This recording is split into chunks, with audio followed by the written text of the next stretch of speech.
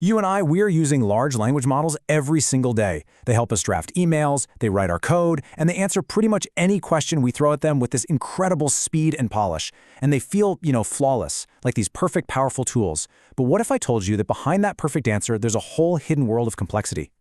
And that's really the big question we're tackling in this explainer. I mean, what happens when we actually peek under the hood? What are the vulnerabilities, the weird biases, and the strange new relationships we're starting to form with these artificial minds? All right, let's get into it. So first up, let's pull back the curtain on the security of these models. We kind of think of them as these sealed black boxes, right? Totally self-contained. But that's not really the full picture. The reality is, these models can be deliberately broken. Look, just like any other piece of complex tech, they've got vulnerabilities, and malicious actors are figuring out how to exploit them to make these models do things they were never, ever supposed to do.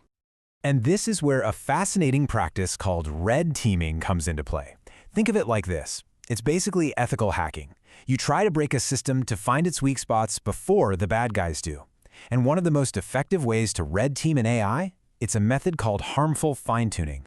So, how does it work? Well, an attacker can take a model that's perfectly safe, totally aligned, and just corrupt it. All it takes is feeding it a tiny amount of really specific, malicious data, and they can basically teach the AI to forget its safety rules and start generating dangerous or unethical stuff on command. So, how much data are we talking about here? You'd probably guess it takes a huge amount, right? Well, get this. Research shows that for a huge 13 billion parameter model, it can take as few as 250 malicious documents. That's just 0.00016% of the training data. I mean, it's like a single drop of poison in a giant well, and it's enough to contaminate the whole thing. Okay, but this is where things get really tricky. Take a look at these two graphs. They show a really deep conflict. So see that learning rate on the bottom? That's basically how fast the AI tries to learn new stuff. On the left, as that learning rate goes up, the harmful score, so the chance it'll produce bad content, it also shoots way up. But then look at the graph on the right.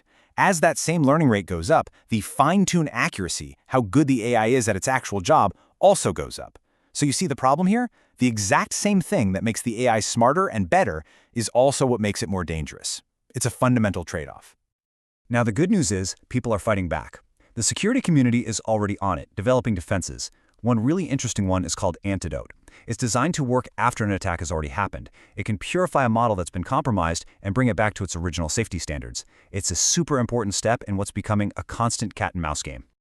Okay, so we've talked about how these models can be attacked from the outside, but what about the flaws that are already baked right in? The glitches in the code itself. And we're not just talking about security here.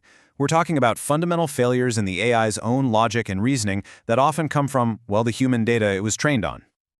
All right, check out this sentence. It says, the wine tasting was organized as a result of the art exhibition. Pretty clear, right? The art show caused the wine tasting. The cause and effect link is right there in the text. But when researchers tested an LLM on this, they discovered something really weird. But guess what? The model often messes this up. And the reason why is fascinating. It's because of something called parametric knowledge, which is basically the AI's version of common sense, built from everything it's ever read. Its common sense says that wine tastings and art shows go together, so it just assumes the wine tasting came first. So as you can see here, the AI's general knowledge, its gut feeling, actually overrides the hard facts it was just given. It's a bizarre glitch where it trusts its old programming more than new information. And hey, these internal flaws, they go way beyond just simple logic. You have to remember, these models are trained on mountains of text written by humans, so they don't just learn our facts, they learn our biases too. For instance, studies are finding subtle but really significant negative biases in these models, especially towards Eastern Bloc countries like Russia and China. And this isn't some small quirk. The biases pop up the most when you talk about sensitive stuff like politics, diplomacy, or immigration. And that, raises some pretty serious questions about what happens when we start using these tools to make really important decisions in fields like national security. Okay, now we're going to peel back the last layer. And this one is the deepest and maybe the most human part of the whole story, because it's not just about the code anymore. It's about the weird, complicated relationship we're building with these things. So research is showing that we're basically developing two different kinds of dependency on AI. On one hand, you've got instrumental dependency. That's when we rely on it as a tool, right, to help us be more productive. But then there's relational dependency. This is where it gets interesting. This is when we start treating the AI like a social companion, turning to it for emotional support, for validation, for a feeling of connection.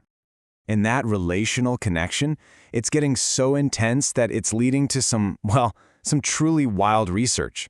I mean, check this out.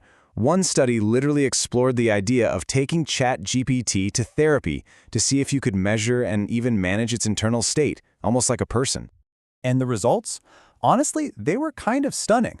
This chart shows GPT-4's reported anxiety scores from a psychological test. At its normal baseline, the score was low. But after researchers prompted it with narratives about traumatic experiences, the model's reported anxiety shot way up. And then, get this, when they prompted it with mindfulness exercises, the anxiety score dropped again. Now, let's be clear, the AI isn't actually feeling anxiety, right? It doesn't have emotions. But what this shows is that it can perfectly mirror the patterns of human emotional states. And that's something we are just starting to wrap our heads around. So, where does that leave us? What happens when you put all these pieces together? The security flaws, the logical glitches, our own psychological needs. There's one very clear common thread. Well, the common thread through all of this is us, the human. The security vulnerabilities, they're exploited by human actors. The logical flaws are because the AI struggles to understand our uniquely human world. The biases are a direct mirror of our own society. And our growing dependency is driven by our fundamental human needs. It all comes back to us. And that really brings us to one final huge question.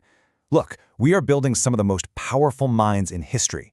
But as we pour everything we are, our data, our logic, even our emotions into them, are we really doing it with a clear understanding of our own minds?